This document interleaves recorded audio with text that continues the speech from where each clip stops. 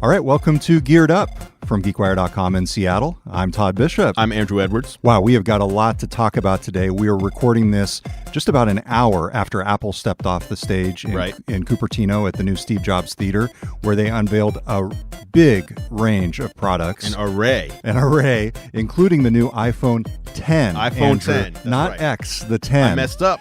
iPhone 10. That's right. So we are going to be talking about that on the show, doing some first impressions and also some things that might have surprised folks and some things that were expected. So let's just get started, Andrew, by asking what were the key facts to know about the new iPhone 10, which is the new high end of Apple's smartphone range. The key facts about the iPhone 10. I guess the first thing that people are going to want to know if you're listening to the show or watching is how much does it cost? That's right. And the iPhone 10 starts at $999 for the 64 gigabyte model. So not $1,000. Not $1,000. $1 less than $1,000. That's right. That's right. $999, 64 gigs. And then if you jump up to 256 gigabytes, you're paying $150 more.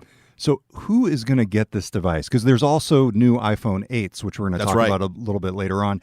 How would you describe the typical person who's going to be going out and saying, I need this new flagship iPhone 10? I think it's going to be the same people who, so this right here is the Galaxy Note 8, which if this wasn't a big Apple day, we'd be covering the release of this. The same people who would buy the Galaxy Note 8 on Android, which this is a $930 device, goes up to $960 depending on which carrier you buy it from.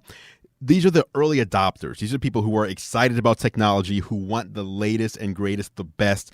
So it's kind of like, as you can see here behind us, we have the price array for all the different iPhone models that are being sold. So if you want the older iPhones, the iPhones of yesteryear, if you will, you're starting at $349. If you want the current iPhone, this is how I see it, the iPhone 8, $699. If you want next year's iPhone today, then you're paying $999 for the iPhone X. So basically, you're paying for the future technology to get it now. Very good. Okay, so in terms of features on the iPhone 10, a lot of things were leaked in advance. Oh, yeah. Things like the 3D face recognition. Yep.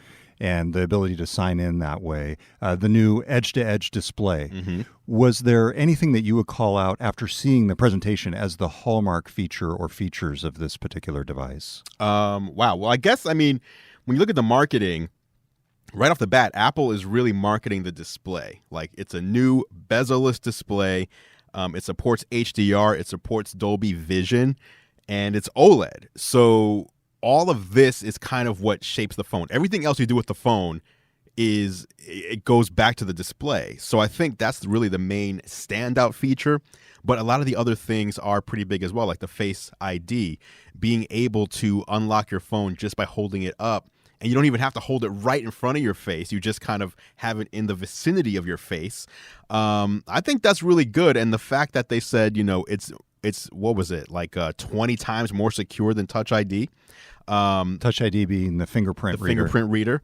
So, there's a lot there. It was funny how Touch ID failed the first time they tried to use it. Well, Face ID did. Face ID, right. Sorry. Craig Face Federici ID was up on failed. stage. Now, I wanted to ask you about that. He first showed it up. Obviously, they had a backup device he went to quickly. How big of a PR nightmare was that? And does it indicate potential technical problems with Face ID? Well, we were rushing between the end of the presentation to kind of get ready to do the show. But I did see a headline. I didn't get to click on it and read it, that the failure was not actually Face ID.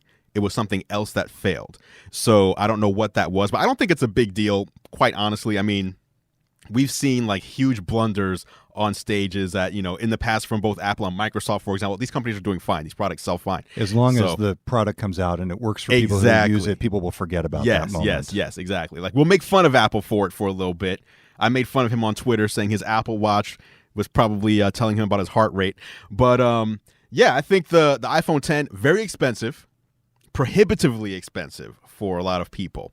So I think that's the main thing to get out there is Apple released the 8 and 8 Plus specifically to address people who want to buy the normal iPhone, who want their yearly upgrade. They did not just release a $1,000 iPhone, which is what a lot of people assumed was happening. Oh, if I want the new iPhone, I have to pay $1,000. No, you can get the iPhone 8 with improvements over last year's model. If you want the iPhone 10, that's where you have to pay that extra fee. So we talked a little bit about the Face ID.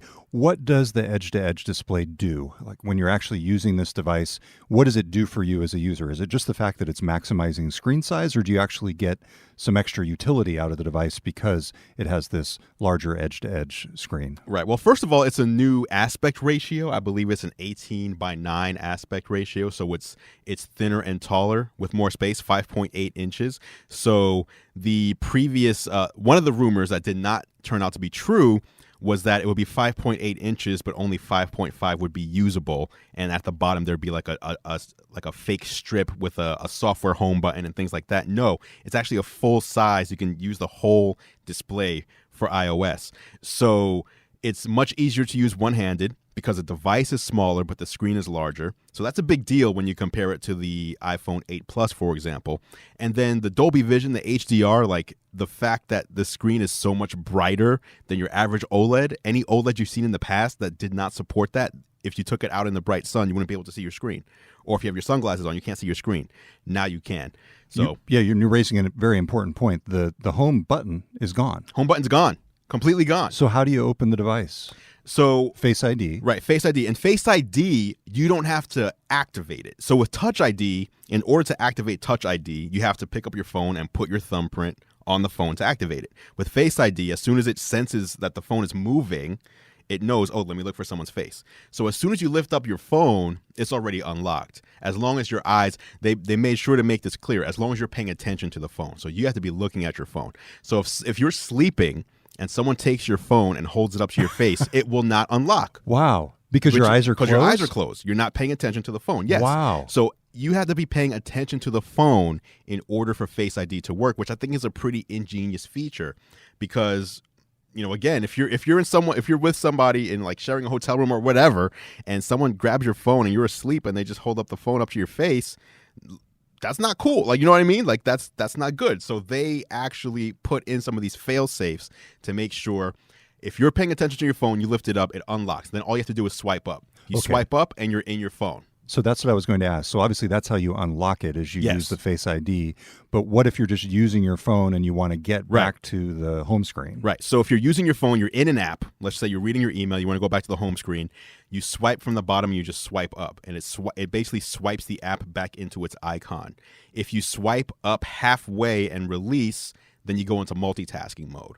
So if you just swipe up, it closes the app. If you swipe up halfway and release, it goes into multitasking. Multitasking meaning it's like the double tap on the current So current you home can button. Basically do the carousel. Exactly, right. Go back and forth between apps. Yeah. So those are those two things. And then, so swipe up currently right now takes you to control center. So what they've done is they call them ears internally. So there's two ears at the top of the display, which are separated by the sensor bar.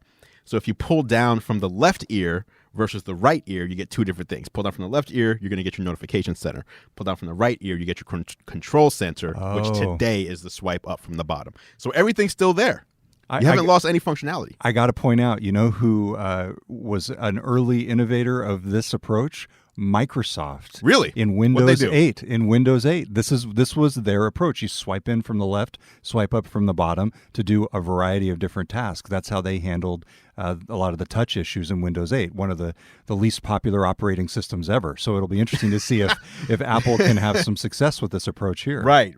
I mean, it is going to take a relearning. Yes. If you're used to using iOS, because it's iOS and iPhones have been pretty much the same for the past 10 years as far as how the interface works, as far as when you swipe a certain way, whether it's swiping up, swiping down, left or right, or double tapping, whatever, it works pretty much the same way as it always has. And with the iPhone 10, it's all gesture based. There's not a lot of buttons to be pressed. There is a new side button there that does do some particular things, but as far as like the face of the device, it's all gesture driven now. Okay, just in the time we have left here in this segment, there's something new called Animoji. Animoji. Right? What the heck is this? Animoji. So with the front, what do you call it? The sensor bar.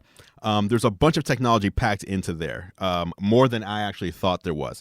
But with the face tracking, you pull up one of 12 different emoji in iMessage, and it'll track your face, it'll track your expression, your mouth, everything, and you can talk and you can record a message and then send it to somebody. So let's say you chose a puppy. The puppy will, his face and voice it'll be your voice talking and your facial expressions coming through as an animated emoji. My first thought was, imagine showing this to a Saturday morning cartoon animator from the 1980s Right. and seeing what they would have said. This would have been like magic. That would have been it for them. Yeah, exactly. All right, so that is a quick rundown of the new iPhone 10 here on Geared Up. We're going to take a break, and we'll be right back. All right, welcome back to Geared Up on GeekWire. It's Todd Bishop with Andrew Edwards. Yes. We are just fresh off of Apple's announcement of the new iPhone 10. Mm-hmm. I still mentally have to not call it the X. Right. I know. I'm with you. All right. So, Andrew, one of my questions is, with the iPhone 7, the iPhone 8, you've had the Plus. Mm-hmm. So with the iPhone 10, it's just one size. Is that right? That's correct. Yes. There's no Plus model. So it's a 5.8-inch screen. 5.8-inch screen. But the actual hardware, is it larger or smaller than the iPhone 8 Plus? Well, for those who are watching, they can see this real quick. And if you're listening, we'll just walk you through describe it. So what I have in one hand is an iPhone 7 Plus. Yep. And then this is a mock-up of the iPhone 10. But it's a very accurate depiction, with the exception of the color. Everybody expected 3 colors, silver, black, and rose gold. And there's only silver and black. But anyway. Maybe a shortage of rose gold out right, there. I don't know what's going on. But if you look here, as I put them next to each other, you'll see that the iPhone 10, despite being much smaller than the iPhone 7 Plus, As an overall device, the display on the 10 is actually much larger. Oh. So since it takes advantage of the full front of the device, man, it's 5.5 inches for the 7 Plus and 5.8 inches for the 10. I got to say, before you just showed that comparison, I was leaning very heavily toward my next upgrade being the iPhone 8 Plus, the newly announced iPhone 8 I was going to ask you about that. So what are you going with? Now that I see this, if I can, get together the cash. This guy likes to buy old stuff. I'm surprised you weren't going to buy an iPhone SE. Low end of the range. Right. That iPhone 10 looks great. When you do that comparison right up next to each other, that is the iPhone 7 Plus is a monster device. Right. With a relatively small screen compared to the iPhone 10. That to me is one of the best things of the bezel-less display, almost bezel-less. Right, I agree. It's much larger because it's not just the 5.8, but it's longer. It's a longer display because of the new aspect ratio. So it's thinner, so it's easier to hold in your hand. That's something I've hated about my iPhone 7 Plus. Like, starting with the 6 Plus, 6 Plus, 6S Plus, 7 Plus, I've hated how bulky and big they are. Like, I buy them because I want the dual camera and I want the larger display, but they feel terrible in the hand. My iPhone 7 Plus, I hate it. Yeah. And when I hold the iPhone 10, the mock-up in the hand, this feels way, way better. So I'm excited about that. All right, a couple other things to run through here. Another thing that they announced is wireless charging. Yes. Standardizing on Qi, which is one of the wireless standards. QI is how it's spelled. How big of a deal is that? It is a big deal because, number one, wireless charging is fantastic. If you have an Android phone, if you're an owner of an Android phone with wireless charging, which has been around for a long time, years, you know how great wireless charging is. But we kind of knew Apple was going to put wireless charging in all 3 of the new phones today, which is great. But what I didn't expect was for them to go with an open standard. I actually assumed that they were going to do the whole you have to buy our proprietary wireless charging plate, or whatever you call it, pad. And then if a third party wants to make one, they need to license the made for iPhone. They have to get the license, and then only then would that pad work with the iPhone. But instead, they were saying, you go into like a Starbucks or any of these places that have them built in, and since it's the Qi standard, you can use those as well. So if that's the case, that's pretty cool. That was going to be my question. Has Starbucks, because the Power Mat is the competitor, right? Has Starbucks standardized on one or 2 of those? I don't know. That's a good question. That's an important sure. question. Let's dig into that. Right, but as we've seen in this industry, time and time and time again, once Apple does something, then a lot of other companies follow. So if Apple says we're going with Qi charging, I would expect to see a lot of companies start standardizing on Qi, because not only is Apple doing it, but a lot of Android smartphones also can use Qi charging as well. So I'm seeing two different things coming out on this. It looks like Starbucks initially started with the Power Matters Alliance, the other standard, but more recently, as of August of last year, they were starting to integrate some Qi wireless charging technology. Now with Apple going with Qi, it seems that would tend to be the standard. Yeah, that's it. That's going to be the standard going forward. So with that, Apple announced its own device. Yes, and this is interesting. So this is called what was it called? The AirPower Power Pad? All right, that's the Apple AirPower. Now, this is not launching alongside the iPhone 8 or alongside the iPhone 10. By the way, quick caveat there. iPhone 8 launches on September 22nd, but iPhone 10 doesn't launch until November 3rd. Okay. So there's a 5-week difference between the releases. So just put that out there. But this power device, this charger, does not launch alongside either one. Apple is saying that this will come out in 2018. But what's cool about this and what's different about this, most people may not know this, is current wireless charging standards have you placing the device in a very precise area on the charging pad. So with this charging pad, you can just place your iPhone, your Apple Watch, or the AirPods, if you get the new wireless charging case. You just place it anywhere on this pad and they'll start charging. And you can do multiple of those devices at the same time. Put all three of them on there if you want to. Right. That is unique and different. That's something that we haven't seen yet. PowerMat did make one that had 3, but again, you had to put all 3 things in a very precise place in order to make it work. And this one, you just lay it on the pad and you're charging. So that's actually very cool. I was disappointed that it wasn't launching alongside the devices, though. Okay. All right. Before we go on from the discussion of the iPhone 10, let's talk about how it compares to the Galaxy Note 8. Okay. Correct? Yes. You've got one of those here. Yes. So how do these stack up specs-wise, overall impressions-wise? Give us your rundown of the two. Both of these phones are packed with technology. I mean, the Note 8, I've been using this for probably a week and a half now. It is powerful. It is a beautiful display. The camera's amazing. I kind of have the only, like, my main negative with it, and it's not that it's a huge negative. It's the same negative I have with the 7 Plus, where it's just a big device to hold. Like, I'd much rather hold my Samsung Galaxy S8 or even S8 Plus rather than the Note 8. As you can see, you put them side by side. The Note 8 is larger. Than the iPhone 10. That's in much correct. The same way that the 8 Plus will be larger than the iPhone 10. Yes, however, the Note 8 has a 6.3-inch display. So it's bezel to bezel. It's bezel to bezel, and it's a much bigger display than the iPhone 8 Plus or 7 Plus. So this is the king as far as like display size goes. And this obviously has the S Pen in there, so you can take notes and you can write on your smartphone. So that's something that the iPhone 10 does not do. As far as facial recognition goes, the Galaxy Note 8 will do facial recognition for me successfully maybe 20% of the time. Oh, really? 20%. Yeah, it's... So if they had done that on stage, great. Craig Federici would have been screwed. Yeah. This still has a fingerprint reader on it. The Note 8 does, whereas the iPhone 10 does not. So basically, facial recognition better be really spot on with the iPhone, because there is no backup. The Note 8 gives you a backup. It says, hey, go ahead and use the fingerprint sensor if you want to. iPhone 10 does not give you that option, so facial recognition better be fantastic. All right, that is a solid rundown of the iPhone 10. Thank you very much, Andrew. Good stuff. Good stuff. So we have a lot more to talk about. We will be right back on GeekWire. All right, welcome back to Geared Up. It's Todd Bishop. Andrew Edwards here. We have had an exciting morning. This was fun this morning, Andrew, because you actually came to the GeekWire offices. We had a little viewing party. That's right. That's right. We came in here. We watched it on the TV behind us. Yeah, I'm usually at home watching by myself, so it was interesting hearing live impressions. It's better. I mean, it was on a big screen, and I could just like sit back and relax. You were doing all the work, typing up notes, and we had someone else publishing articles. Schlosser on our team, right? And I was just trying to pay attention, trying to remember things to talk about later. Yeah. Okay. So good. So let's run down a couple more of the announcements. We've already done a lot on the iPhone 10. Let's talk about the iPhone 8.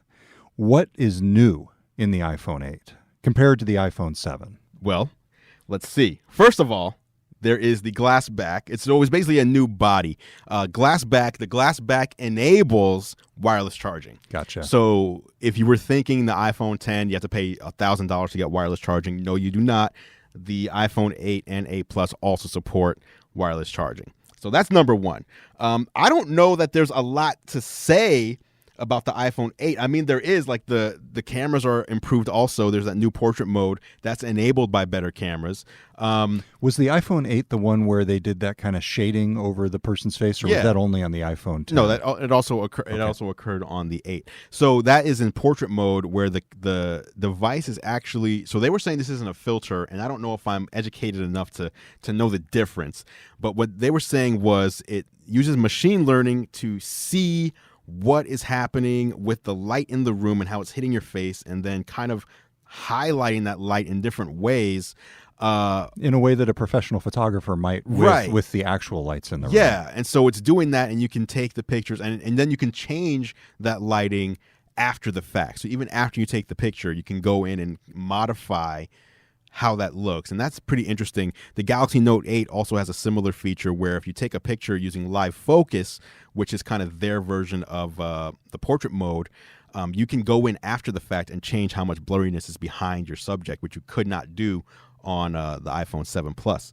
So that's another thing going on. And then there was the whole augmented reality stuff. So the cameras are good enough now to do AR, and I don't even know if that's, it seems like AR is such a big feature that it shouldn't be confined to like a sub feature of an iPhone. Like, it almost deserves its own conversation. Like, they were showing some really cool stuff. Yeah, like you would be able to point your phone at a tabletop where a virtual game would be being played, and you would see it through the lens of your phone and be able to move around that scene to do that. That was in the iPhone 8 as well, right? Yes. Yeah. Yes, that was cool. The cooler one to me was they were sitting at a baseball game. Yes. And they opened up the camera of their device, and they just pointed the camera at the field. That's right. And all of a sudden, the players on the field are recognized by the camera. I don't know how. It's using location to figure out what game you're at. And then I don't know if it's reading like the numbers on their jerseys or what, but all of a sudden above the players, it would show things you could tap on to see the stats for the game you're at right now, which is, I just don't understand how that even works. Yeah, so GeekWire reporter Taylor Soper, who covers sports technology, has already posted initially on that technology. Check it out on GeekWire. And then he also, I'm sure, will follow up. But yeah, that is an enhancement to the existing MLB at Bat app. Yes. So that's a popular app for people who go to the ballpark or follow baseball. So that'll be interesting to see how that actually works. That's crazy. Yeah. All right. So we've talked a lot about the iPhone 8. Let's talk about the Apple Watch. Okay. So I have to say, you've got an Apple Watch on. Yes. I am not an Apple Watch user. So explain to me what is new in the Apple Watch Series 3 and why I should care. And should this cause me to start wearing an Apple Watch? Okay. Well, the Apple Watch, are you asking me why I wear one? We'll eventually get to that, but I want to know what's new. Okay, what's new? So Apple announced the Apple Watch Series 3. We weren't sure, at least I wasn't sure, what would be the difference other than LTE. That was pretty much a lock. There would be an LTE chip inside the Apple Watch, and what that means basically is it can connect to your cell plan, your cell network. It's untethered from the phone. Untethered from your phone. So during the Apple announcement, they showed a phone call made from an iPhone to an Apple Watch. The Apple Watch user was, what do you call it? Paddleboarding. Stand-up paddleboarding. They're in the water paddleboarding. Right. So she took the call while paddleboarding, and then they pointed out later, which I didn't even realize at the time, usually if I get a phone on my Apple Watch, I'm answering it like this. So I'm actually holding it up to my mouth and talking. And I look ridiculous doing that. And she was paddleboarding. She didn't do that. So she was she just have talking. her AirPods in? She had her AirPods in, and then she was just talking out loud, and the phone, or the watch rather, no, I don't think she was using AirPods, because he specifically said that the watch picked up her voice. If she had AirPods in, the AirPods would have picked up the voice. So, and they would do that with current versions absolutely, of the Apple yes. Watch. So the microphone is good enough to allow you to just talk. That seems nuts. And have that conversation. I saw that part too. That didn't land on me in terms of. But she was using a paddleboard though. So she had it kind of like she did here. have it like chest height. Yeah, it wasn't just like at her waist. Okay. But still, that's pretty cool. But if you have your AirPods, it's not like though, the Dick Tracy thing. that's where you gotta correct. put it up to your If you wrist. have your AirPods though, you don't even have to worry about that. But the Apple Watch Series 3 has, I think they said 70% faster Wi-Fi, which is amazing. Faster chip, LTE built in, battery life is not taking a hit. In fact, it's more efficient now, even if you have an LTE model. And I mean, to me, these are all wins. Like you can leave your phone at home. You don't have to, I mean, not that you'd want to leave your phone, but there are instances where, let's say you're going for a jog, you can leave your phone at home, not only for taking phone calls, but they have now an Apple Music app built in to where if you're an Apple Music subscriber, you don't even have to worry about syncing music to your watch anymore. You can just stream from Apple Music over the cell connection. So does that mean you have to pay for another line? That is what they did not address. And the reason I think they didn't address that is because every cell carrier is different. So Verizon may say, get an Apple Watch and add $5 per month to your plan. And, T-Mobile may say $1, for example. I do think there's going to be some sort of price. What I did see recently was wearables for some of these companies now are only $1 or $2 per month add-on because it uses your same phone number. So it's not a new line of service. Apple specifically said it uses the same phone number. It's just more data. Exactly. So it just connects to that same bucket or whatever. So in that sense, I think you just pay, a couple dollars per month, and then you have LTE access on your Apple Watch. And really, I'm thinking the Apple Watch isn't going to use that LTE connection unless it knows that it's away from the iPhone. Interesting. It'll still kind of tether if it needs to. Exactly. So it kind of save battery as well. Because if it was using, LTE 24/7, I think the battery wouldn't last as long. Okay. Do you have the price on that? Yes. Because they're keeping the Apple Watch Series 1 around. Right. So the Apple Watch Series 3 will cost $399 with cell connectivity and $329 without it. Oh, okay. So similar to how you would buy an iPad with Wi-Fi or with LTE. So $70 more for LTE. Right. So that's not bad. Yep. Not bad. So the Series 1 will now start at $249. Okay. And they did not mention the Series 2. Series 2 is gone. I'm pretty sure it's gone. Yeah, because the only difference between Series 1 and Series 2 is the Series 2 has a GPS and is waterproof or much, much more water resistant. So Series 3 has all that. So instead, they just get rid of Series 2 and Series 3 replaces Series 2 and they keep Series 1 around. Okay. All right. So that is the new Apple Watch Series 3. That's right. All right. Let's talk about Apple TV. Apple TV. Apple TV 4K, right? Yes, that's right. So what is the significance of this? Obviously, higher resolution. Is that the biggest new feature of the new Apple TV? In my personal opinion, this is just me, I think the bigger upgrade is HDR, high dynamic range, exactly, and Dolby Vision support as well. There's not many set-top boxes that support Dolby Vision specifically, which is so HDR 10 and Dolby Vision are the two HDR standards. HDR 10 basically applies one layer of information across the entire movie or piece of content, saying here's how to display it. Dolby Vision is frame by frame. So you can have different information per frame to really optimize the HDR experience. So I think that's the bigger thing, but 4K is also obviously 4K is like a checkbox. Like every set-top box is doing 4K. What the hell is taking Apple so long to support it? It's finally here now. They're also upgrading iTunes. So all the iTunes movies and everything will be available in 4K. The nice thing here, the biggest piece of news that I personally caught was they said any movie or TV show that you own in iTunes, you will get a free 4K upgrade, which they did not do back in the, if you owned it standard def before when they upgraded to HD, you didn't get a free upgrade to HD. You just owned what you owned. So they're giving you 4K content. If you own any iTunes content, you'll be able to just update that to 4K day one. That's nice. But it's a much faster processor now. It's the Apple A10X, which is what was found in the 2016 iPad Pro.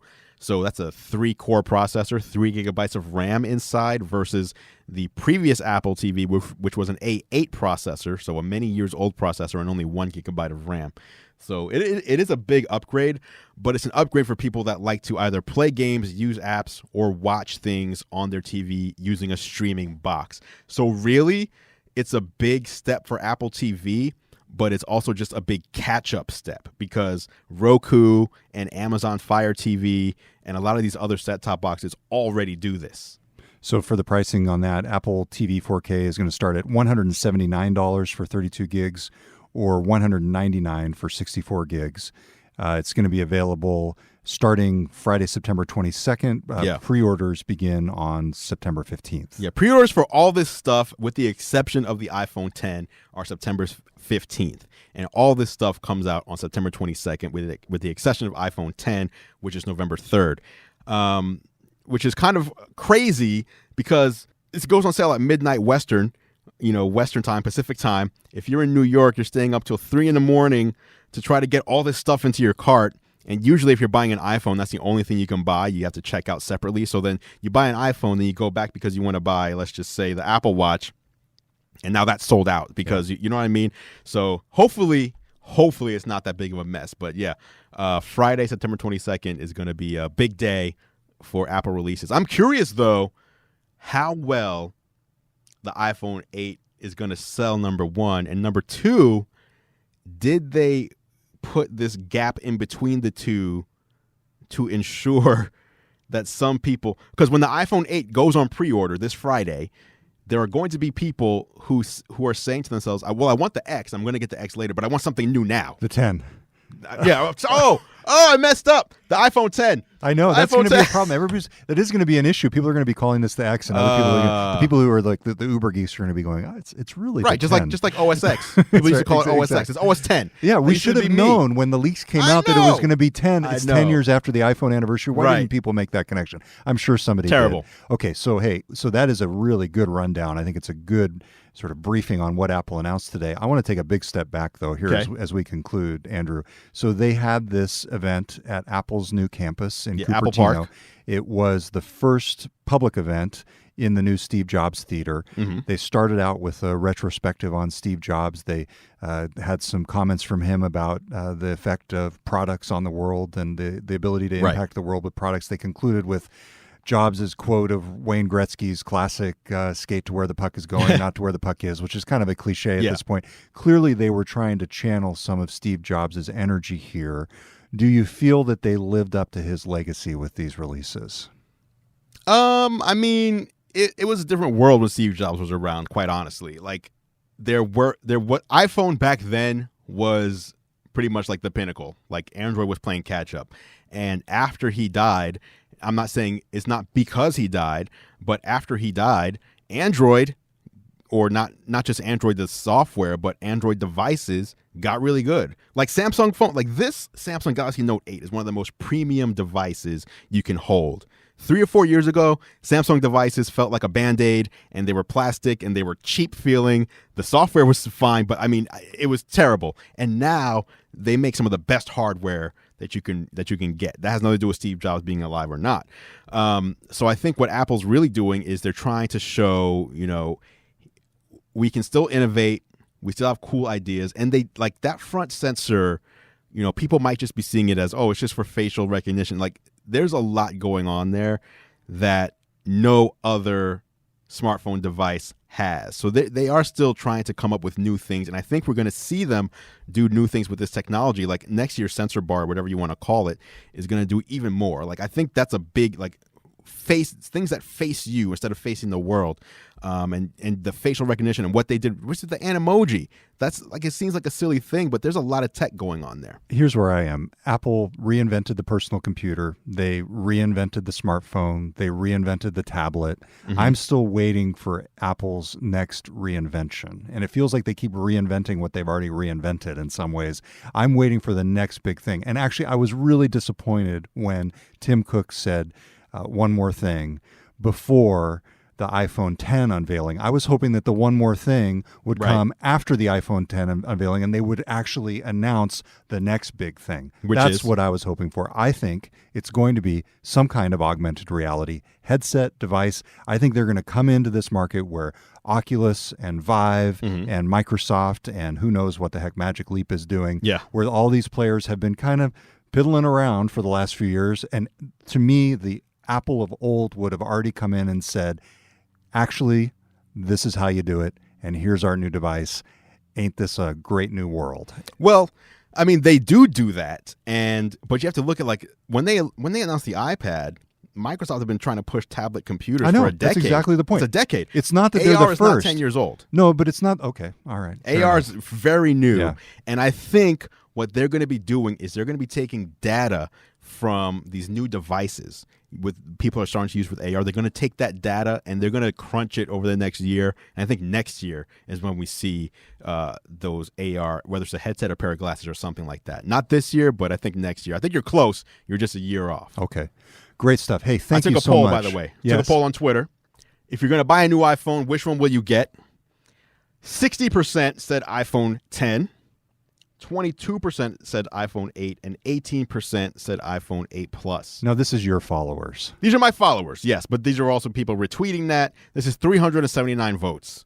So I just thought that was interesting. Like, a lot of people are not scared, or at least my followers are not scared by the $1,000 price point. But again, same thing. Galaxy Note 8, $930 to $960.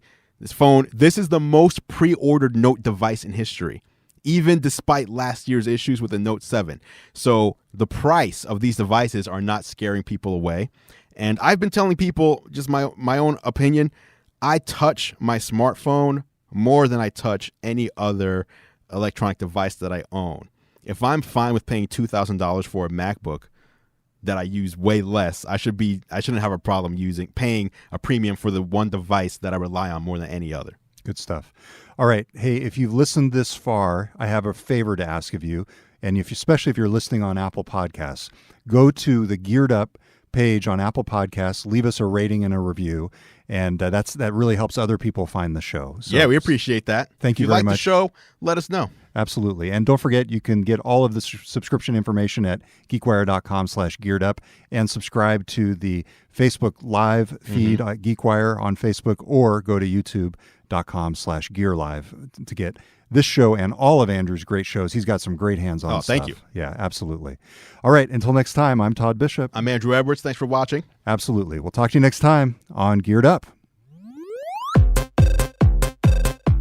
Thanks for listening to Geared Up, the weekly tech and gadget podcast. Check out more of Andrew's reviews at youtube.com/gearlive and follow all of our coverage at geekwire.com.